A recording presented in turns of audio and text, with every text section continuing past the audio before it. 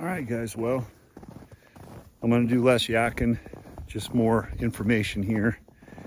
Came out, it's misting. This is a tight little window of weather opportunity. Big storm this morning. Some warm air came behind it, and we're supposed to get a lot more snow and heavy wind starting not too long from now, but light breeze right now. Really humid, like 100%, 33 degrees. So a little chilly, but I thought I'd sneak out. I hate sitting around waiting on components. Those are supposed to be here tomorrow.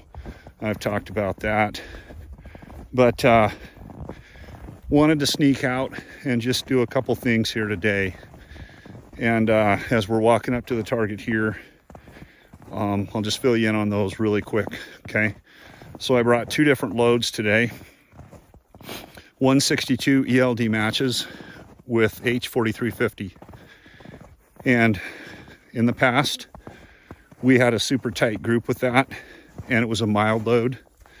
So I thought, well, I'll bump it a hair and see what we get for velocity and for accuracy.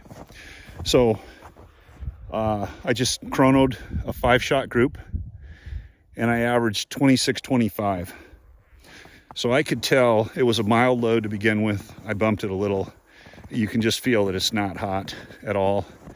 And I sent 5 down here, and I can see right now they're not great. I'll flip this around for you.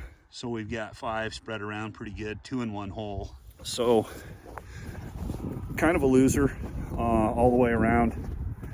We're nowhere near our velocity goal, which now that I'm seeing what Staball 6.5 is and isn't, I don't know that we're gonna break 2700 with 160s and a 22-inch barrel. I just don't see us getting there.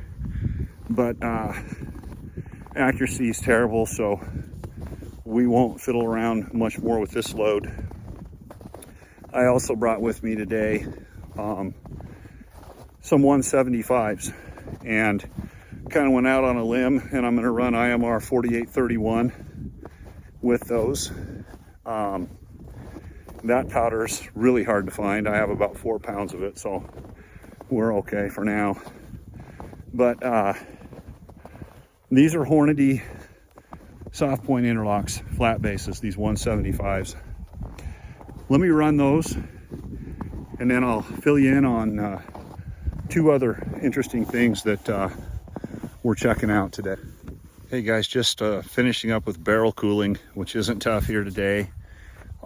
Just real quick, something very interesting with this Starline brass. So I had mentioned the challenges I'd had with it in a couple videos, and I had about 90 pieces of it that were once fired, and they were all from the same lot.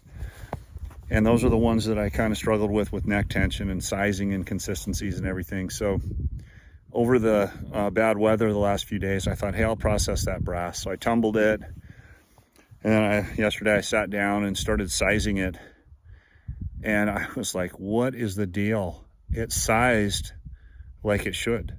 It's sized very consistently, with the exception of maybe 1 or 2 pieces out of 90. It's sized smooth, the right amount of pressure on the press, all that. It felt really good. So I thought, well, that is crazy.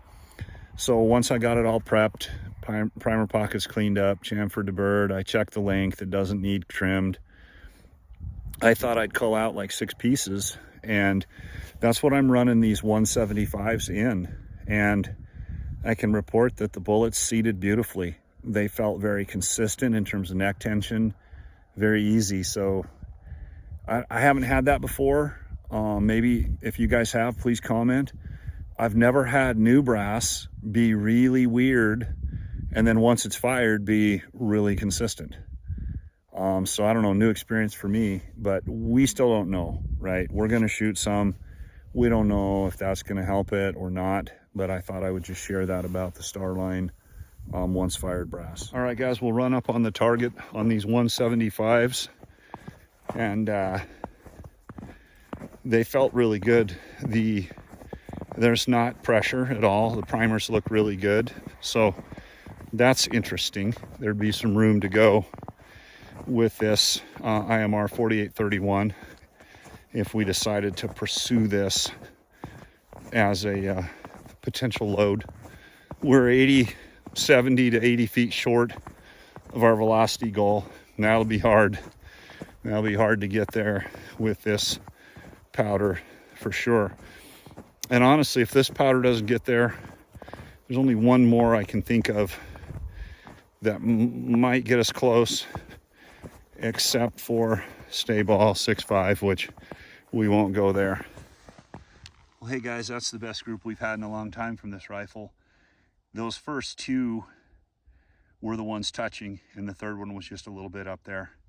That looks to me like that'll go 3/4 or better.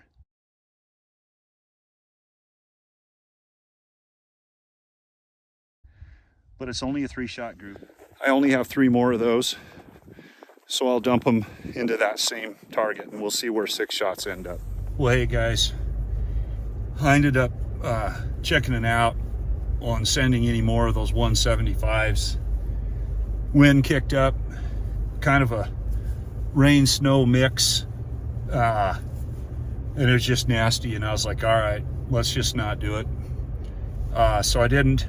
And there's one other little problem with those 175s. They need to be seated a little deeper. They were just unable to go in the magazine, so I was single shotting those. And of course, that's not a fair. You'd never hunt that way.